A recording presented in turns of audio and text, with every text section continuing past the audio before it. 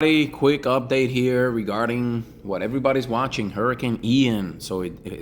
Tropical storm Ian intensified overnight, and it became a hurricane as of I think it was as of the 2 a.m. update. Ian has struggled for days to really intensify, but as you can see, is starting last night, it started getting better organized and gathering some strength and everything. So as of last night, basically started getting better, and that's why we have a hurricane. Now the 8 a.m. update just came out, and Ian is still intensifying, and is expected to rapid intensify today into tomorrow. And I'm gonna go over with you guys. Let's take a look at some of the spaghetti models. Well, let's take a look at the cone first. This is the 8 a.m. cone, as you can see. This is what we have going on. We have the M that you see here. That means major hurricane, and it's looking like it's coming more. It's becoming more and more of a reality that we could potentially see a major hurricane make landfall in the Tampa Bay area, or potentially north of Tampa Bay area. So right now, the big issue is there is a front, a cold front, and the jet stream that is basically kind of like that. The GFS has been saying, which is the American model, is saying that the ridge is not as deep, so it doesn't come too far down to Florida. That's why the track is saying they're having the track kind of like a little bit more further west. The European model and some other models say that trough, or that cold front is the jet stream is actually sharper and deeper into Florida. So that's why they have it kind of having the storm actually kind of going something like that, or potentially something like that. And that's the reason why there's so much differences in the models, and you're gonna see that here. This is from 2 in the morning. As you can see, the models are split. You can see almost, I don't want to say half of it, but a good portion of them have it kind of coming this way. The rest kind of going to the Panhandle, Florida Panhandle, northern Florida. Now I'll be honest with you. The UK model, the European model, they have been really, for days, they have been really saying, no, this thing is gonna come this way, and it has not budged. It's still saying the same thing, while the GFS has shifted anywhere from here all the way to like where it is right now. So this is hundreds of miles different. So that's one of the discrepancies that we're seeing a lot with the GFS, but slowly has been creeping to the east and becoming more in line with the European model. Now, as far as the intensity, a lot of the models have it as a category 4, as you can see here.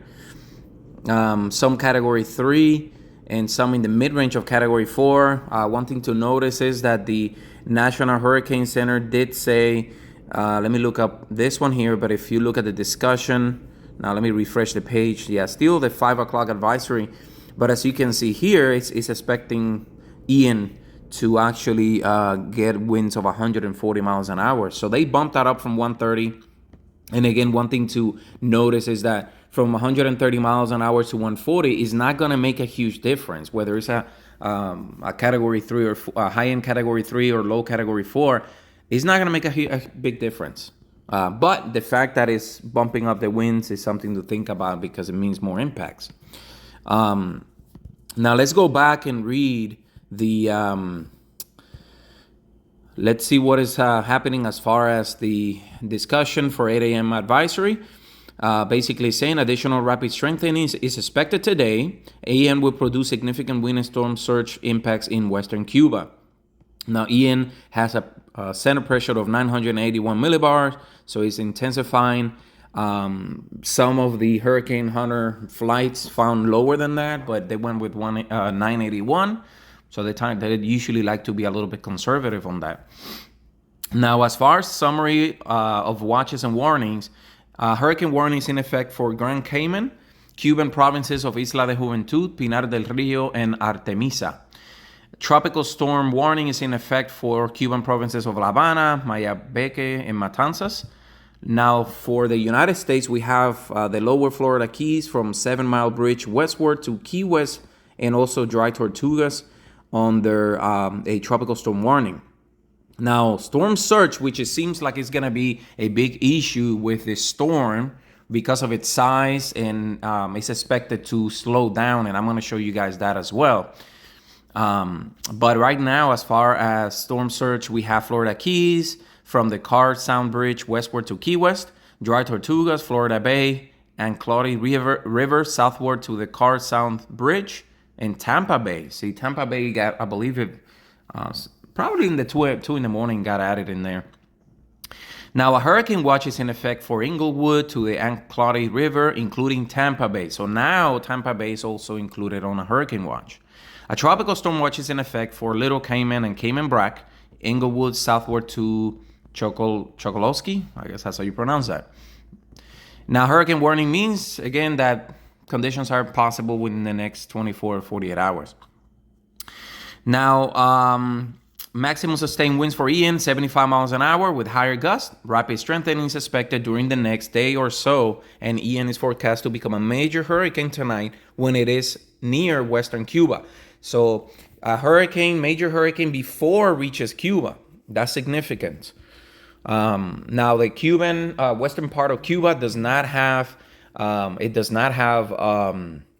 mountains, so it's not expected to really disrupt the storm at not a whole lot, if anything, but not a whole lot. Now the eastern part of Cuba and the central part of Cuba has higher mountains, so that will definitely disrupt the system quite a bit. But the western part of Cuba is flatter, so it doesn't usually disrupt systems as much. Now, so as far as the maximum sustained winds, again 75 miles an hour, hurricane force winds extend outward 15 miles from the center. That's going to continue to grow. So in order for you to get the hurricane force winds, you have to basically be at the landfall location in order for you to see strong winds. Now, tropical storm force winds extend outward 90 miles from the center. So that's something that is going to continue to grow as Ian emerges in the Gulf. It's going to continue to expand, become a bigger storm. And also that has to do with the fact that it's supposed to slow down. Now let me show you, no, not this one. Let me go back to the National Hurricane Center page, because I'm going to show you I'm going to show you the wind probabilities. So right now, as far as the winds, you guys are looking at, see, I am located roughly, probably where the dot is, maybe a little bit to the east. So I'm about 90 miles from Tampa. So you got Tampa here, here, and I'm more like probably there, maybe a little bit further south actually. So as you can see in the wind probability, I'm getting into the high percentages, 70% chances of tropical storm winds. So it's very high right now. As far as the U.S., let's take a look at the rainfall totals. So you can see the majority of Florida is probably going to see anywhere from 2 to 6 inches of rain. This number is potentially going to continue to get higher depending on what happens with the storm. As far as a flash flood potential, Central Florida, all the way down to further south, probably Sarasota. You guys, including myself, we are all under a moderate chance of flash flooding. And the other thing I wanted to show you is the probability of the winds. We're looking at potentially Tuesday night to Wednesday for Central Florida, later Wednesday for Northern Florida. So right now, while we're watching, let me also show you the surge. That's very, very important. So you guys can see 2 to 4 feet in the Keys, and then north of around Bonita Beach and north, 4 to 7, closer to Tampa, 5 to 8, or further, or south actually. Yeah, Tampa is further up. No, actually, Tampa Bay is there. Yeah, never mind. Yeah, it's right here. So 5 to 8 feet again, depending how close it gets to the coast, these numbers are going to continue to go up. But that's what I have for you guys. Trying to make this quick video. I know I'm taking about 10 minutes, but There's a lot of information that I wanted to give you guys, so you guys can be ready. One thing I will tell you is, right now, Lake County, Florida, canceled schools on Wednesday and Thursday.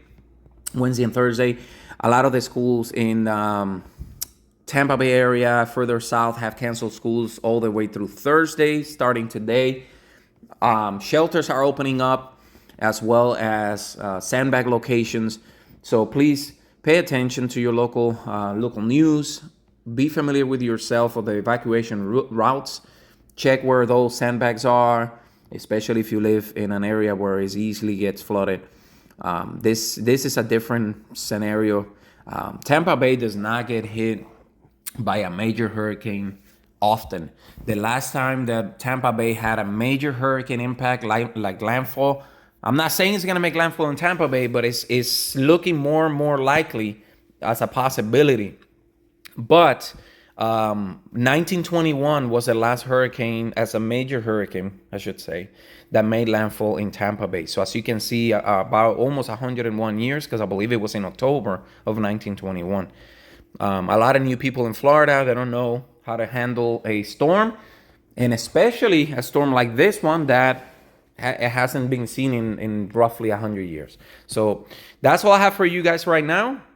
I will keep you posted, keep making videos. I do post a lot of graphs on social media, on Instagram. So follow me at Bad Weather Freak, and you guys can see all the graphs or changes on tracks and all that stuff. And it's easier for me to post them there than making a YouTube video.